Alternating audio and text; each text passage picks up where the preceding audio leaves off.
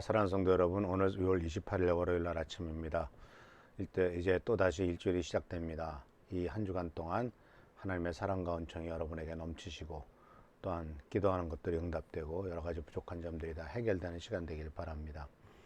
오늘부터 몇 주간 동안 시몬 베드로에 대해서 같이 말씀을 나누면서 우리들이 베드로를 통해서 배워야 될 것들, 그리고 또 예수님께서 어떻게 시몬이라고 하는 사람을 베드로로 만들어 가시면서 그의 인생 속에서 하나님의 위대한 인물로 만들어 가셨던가 하는 것들을 같이 한번 생각해 보려고 합니다.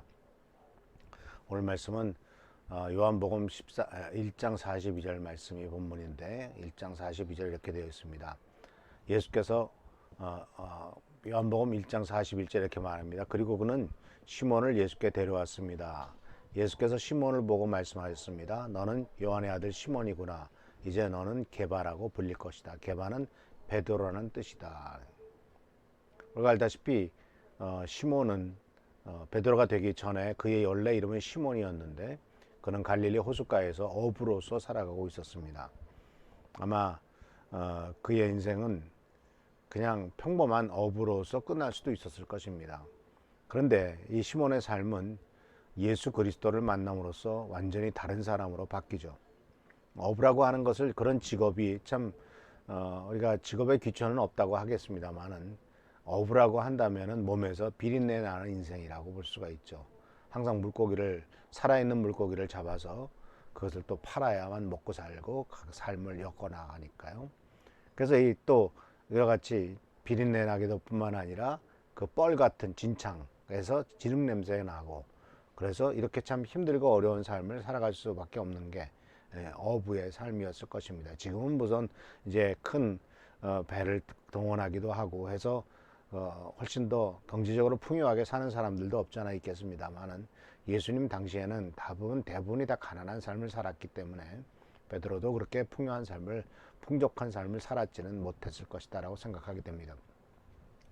근데 그는 평범한 일상생활을 살고 있었는데 그 베드로의 동생이었던 안드레라고 하는 친구가 예수님을 먼저 만나죠. 근데 이 안드레는 우리가 알다시피 침례 요한의 제자였습니다.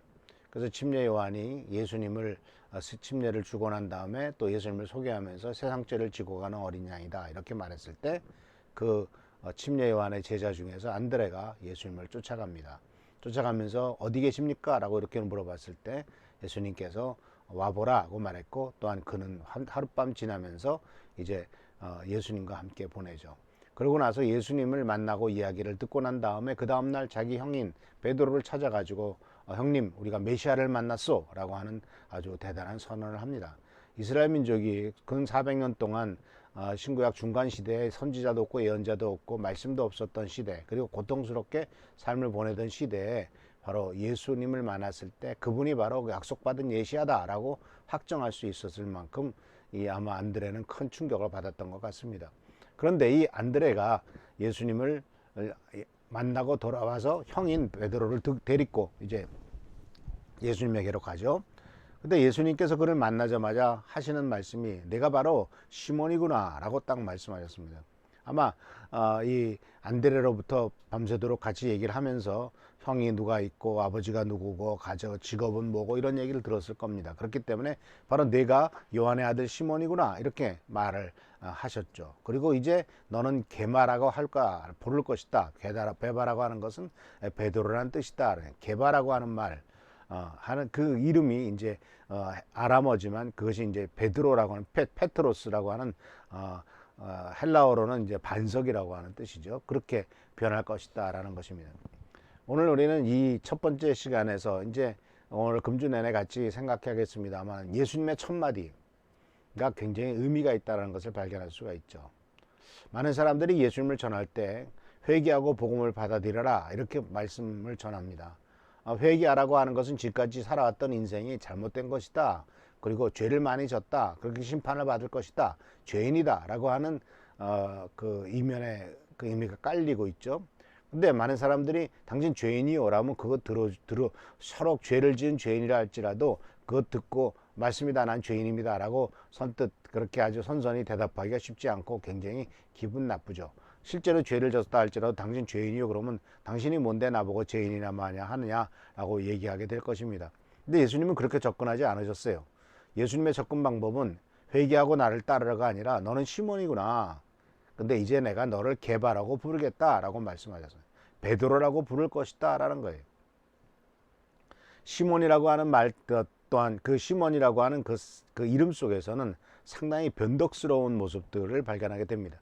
흔히 조변 섞게 하는 아침과 저녁이 다른 이와 같은 모습을 발견하게 되는데 마치 이 갈릴리 호수와도 비슷하다고 볼 수가 있습니다. 왜냐하면요, 갈릴리 호수는요, 서쪽에 보면은 이제 서쪽에 좀 이제 갈릴리 호수 서쪽에서 좀 한참 가면은 지중해가 있거든요. 이제 지중해에서 바람이 많이 불어오는데 이 갈릴리 호수까지 들어오는 사이에 산 골짜기들이 있다고 합니다. 그래서 그 지중해로부터 오는 바람이 골짜기를 통해서 이제 갈릴리 호수에 불어오면은 갑작스럽게 폭풍이 치기도 하고 갑작스럽게 풍랑이 일어나기도 하는 게 이 갈릴리 호수의 특징이라는 것이죠. 그래서 잔잔하다가도 풍랑이 일어납니다. 성경 말씀 속에서 우리가 알지 않습니까? 예수님께서 바다를 건너가자라고 말씀하셨을 때, 그리고 예수님은 잠을 주무시고 배를 띄웠습니다. 아마 처음부터 풍랑이 많았다면 배를 띄우지 않았겠죠. 그런데 이 갈릴리 호수가 그렇게 크지 않습니다. 저 건너편이 보일 정도니까요. 근데 그들이 배를 띄워서 이제 나갔는데 얼마 가지 않아서 폭풍이 한가운데쯤 갔을 때 풍랑이 내려쳐가지고 정말 제자들이 혼비백산하고 잠을 주무시는 예수님을 깨우지 않습니까? 이러한 변덕스러운 모습이 바로 이 시몬이라고 하는 이름 속에서 나타나고 있는 것을 보게 됩니다. 그는 사실 또 상당히 소심한 성격이고 심약한 성격입니다. 그리고 또 기질적으로 보면 상당히 다혈질적인 성격이죠. 막 흥분해서 뭘 할 때는 그냥 엉펀하게 얘기하다가도 또 그것이 너무 오바돼서 문제를 일으키기도 합니다. 예수님으로부터 정말 내가 내 이름 위에 너의 그 신앙 고백에 교회를 세우겠다라고 하는 엄청난 축복을 받다가도 다음에 사탄아 내 뒤로 물러가라 이렇게 하는 책망을 받기도 하고, 또 예수님께 발을 발을 씻기시는 예수님에 대해서 나는 못 씻게 하십니다. 맞습니다라고 말리다가 예수님이 나랑 상관없다 그러니까 한 걸음 더 나가서 이제 목욕까지 시켜달라고 하는 이런 태도는 바로 시몬이라고 하는 사람 속에서 나타나는 변덕스러운 모습과, 그리고 또한 이 다혈질적인 모습이 나타난 것을 발견하게 됩니다. 자, 그런데 이러한 그 삶 속에서, 이러한 모습 속에서 예수님께서는 이미 그를 아셨음에도 불구하고 그는 게바라고 부를 것이다 라고. 게바. 근데 이제 게바라는 말은 사실은 아람어인데 그 당시 아람어 시리아랑 비슷한 어입니다. 근데 이 게바라고 하는 것, 즉 그리스어인 베드로와 동일어이고, 그리고 돌 또는 반석이라고 말할 수 있는데 그 특징은 성품이 견고하고 흔들리지 않는 아주 단단한, 불변하는, 충실한, 충성된 이런 뜻으로 변하게 되는 것입니다. 사실 처음에 그의 그 시몬이라고 하는 성격과는 상당히 어울리지 않죠. 아마 그 옆에 안드레가 같이 있었을 것이니까 이 예수님께서 시몬에게 네가 시몬이구나, 이제 너를 반석이라고 부르겠다라고 말했을 때 밑에 그 같이 있었던 안드레가 어떻게 생각했을지 좀 궁금합니다. 아마 피식 웃지 않을까? 우리 형이 무슨 반석이 돼? 이렇게 생각하지 않았을까요? 그러나 사실 성경 말씀에 보면은 바로 마태복음 26장에서는 시몬의 모습, 바로 예수님을 3번이나 부인하는 모습이 있지만은 사도행전으로 넘어가면은 예수님을 얼마나 담담해지는가 하는 것을 발견할 수가 있습니다. 사도행전 4장 13절에 이렇게 말합니다. 공회의 의원들은 베드로와 요한이 교육을 받지 못한 평범한 사람인 줄 알고 있었는데 이렇게 담대하게 말하고 있는 걸 보고 놀랐다. 그러니까 소녀 한마디의 말에도 당신 그 예수와 같은 패거리 아니요 라는 말에 아니라고 정말 그 약속을 그냥 맹세를 하면서 예수님을 모른다고 얘기했던 사람이 이제 그 소녀가 아니라 권력을 갖고 있는, 권한을 갖고 있는 대제사장이나 관리들 앞에서, 공의회 회원들 앞에서, 위원들 앞에서 하나님의 말씀을 더 듣는 것이 옳지 않은가라고 아주 당당하게 말하는 것은 그가 어떻게 시몬에서 베드로로 바뀌었는가를 잘 보여주는 것이죠. 사도행전 5장 29절에서도 이렇게 말합니다. 베드로와 사도들이 대답하였다. 사람에게 복종하는 것보다 하나님께 복종하는 것이 마땅합니다. 변화된 모습이죠. 근데 예수님께서는 이미 그를 그렇게 변화시키겠다고 말씀하셨고 변화된 모습을 보고 계시다는 사실입니다. 그래서 오늘 말씀 속에서 여러분들 지금 현재 모습이 중요한 게 아닙니다. 아마 예수님께서 우리를 오늘 만나신다면 너는 누구구나. 그러나 앞으로 너는 그런 존재가 아니라 그보다 더 단단한 존재로 만들겠다. 아마 시몬이 게바로 바뀌듯이 우리의 모두도 시몬과 같이 흔들리는 신앙, 우유부단한 신앙 또는 다혈질처럼 조울증이 왔다 갔다 하는 이런 삶이 아니라 반석과 같이 단단한 사람으로 만들겠다고 주님은 말씀하실 것입니다. 또한 주님은 그렇게 하실 수가 있습니다. 우리 사랑하는 성도님들께서 이와 같은 베드로와 같은 예수님께서 그렇게 만드실 것이라고 믿고 그 믿음 속에 더욱더 성장해 나가는 우리 귀한 성도님들 되시기를 축원합니다. 기도하겠습니다. 좋으신 주님 은혜를 감사합니다. 오늘도 주님께서 우리들에게 말씀하십니다. 너는 시몬이구나. 아니다. 내가 너를 베드로로 만들겠다.